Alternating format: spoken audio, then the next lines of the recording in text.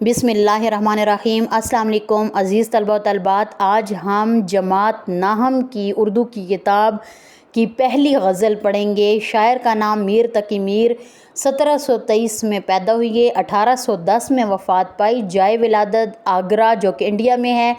पहचान इनकी बनी गज़ल गोई। शेर नंबर 1। फ़कीराना आए सदा कर चले, मियाँ खुश रहो हम दुआ कर चले। सबसे पहले आप लोगों ने हवाले शेर लिखना है। हवाले शेर में आपको मैं बताती चलूँ, गज़ल का उन्वान नहीं होता, आप लोगों को पता होना चाहिए। शायर का नाम है मीर तकी मीर। अल्फाज मानी सदा आवाज़, फ़कीराना दरवेशाना। तशरीह, पहले मिसरे में शायर ने ज़िंदगी के एक बड़े पहलू की तरफ इशारा किया है और अपनी ज़िंदगी को मौजू बनाया है कि हम दरवेश लोग हैं, फ़कीर हैं, सादा ज़िंदगी गुजारते हैं, ना किसी से नफ़रत करते हैं और ना किसी से हसद और ना बुग़्ज़ रखते हैं। यहाँ रहकर हमने मोहब्बत के जज्बात को फ़रोग़ दिया है। अब हमारे जाने का वक्त आ गया है। कुदरत का कानून है कि जो यहाँ आया है इससे एक ना एक दिन वापस चले जाना है। बकौले शायर, इतने चुपचाप के रास्ते भी रहेंगे लाइल्म, छोड़ जाएंगे किसी रोज़ नगर शाम के बाद। शायर कहता है कि अब हम इस दुनिया से जाने वाले हैं, हमारा वक्त पूरा हो गया है। हमने ज़िंदगी में बहुत से मसाइब देखे, अच्छे बुरे हर तरह के हालात का सामना किया। अब दुनिया से जाते जाते तुम्हारे लिए दुआ करते हैं कि तुम हमेशा खुश रहो, ज़िंदगी में हमारी तरह रंजो अलम का सामना ना करना पड़े।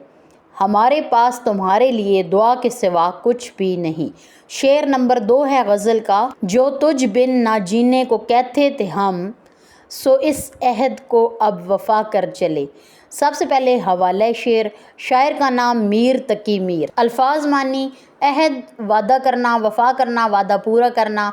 तशरीह, इस शेर में शायर अपने महबूब को मुखातिब करके कहते हैं कि हम तुझसे बहुत मोहब्बत करते हैं, हम तुझसे ये कहते हैं कि हम तुम्हारे बग़ैर जी ना सकेंगे, तुम्हारे बग़ैर हमारा जीना नामुमकिन है। मेरी ज़िंदगी का महवर तुम्हारी ज़ात है, तुम्हारे अलावा यहाँ कुछ भी नहीं। जो बार बार कहते थे कि तुम्हारे बग़ैर जी ना सकेंगे, तो सुनने वाले हमारा मजाक उड़ाते थे, हमारी बातों को बेमानी समझते थे, लेकिन हकीकत ये है कि तुम ही हमारी कुल कायनात हो, तुम्हारे बग़ैर ज़िंदगी का तसव्वुर नामुमकिन है। बकौले शायर, हम जो तेरे बग़ैर ज़िंदा हैं सब दिखावा है, दुनियादारी है। जो हमने तुमसे वादा किया था कि तुम्हारे बग़ैर ना जिएंगे, अब इस वादे को वफ़ा कर रहे हैं, इसकी तकमील करते हुए दुनिया से जा रहे हैं। अब मुझे मज़ीद जीने की आरज़ू नहीं, क्योंकि तुम मेरी ज़िंदगी में शामिल नहीं हो, तुम्हारे बग़ैर जीना बेमानी है।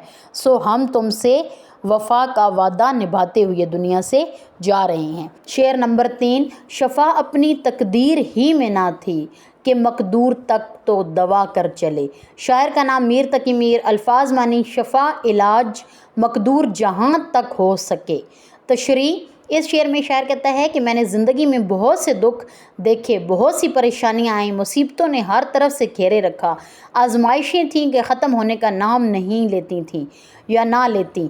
दोस्तों के सितम, महबूब की लापरवाही और अपनों की बेरुखी ने कहीं का ना छोड़ा, लेकिन हम किसी से क्या गिला करें, ये सब हमारी किस्मत में लिखा था और किस्मत का लिखा मिटाना किसी के बस की बात नहीं।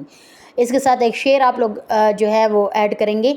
बकौले शायर, जो लिखी किस्मत में ज़िल्लत हो सो हो, ख़ते पेशानी कोई क्यों कर मिटाई, क्यों कर कैसे। शायर कहता है कि ऐसा नहीं है कि मैंने ज़िंदगी में कोशिशें नहीं की, दर्द और तकलीफ़ को मिटाने की हर मुमकिन कोशिश की, दिल को बहलाने के असबाब किए, लेकिन करार ना आ सका, मेरी ज़िंदगी में आसानियाँ और खुशियाँ ना आ सकीं। यूँ लगता है कि शफ़ा मेरी तकदीर में ही ना थी। किस्मत एक अटल सच्चाई है, किस्मत का लिखा कभी मिट नहीं सकता, चाहे इंसान लाख कोशिश क्यों ना करे।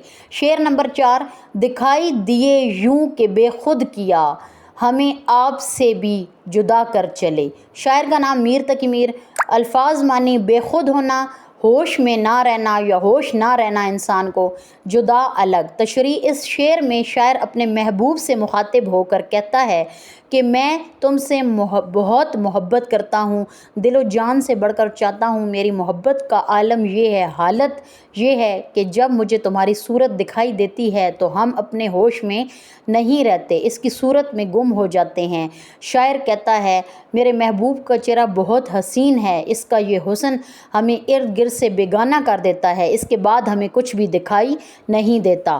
بقول شاعر اچھا خاصا بیٹھے بیٹھے گم ہو جاتا ہوں، اب میں اکثر میں نہیں رہتا، تم ہو جاتا ہوں۔ شاعر کہتا ہے کہ محبوب کا حسن اور اس کی ادائیں میرے جینے کی وجہ ہیں۔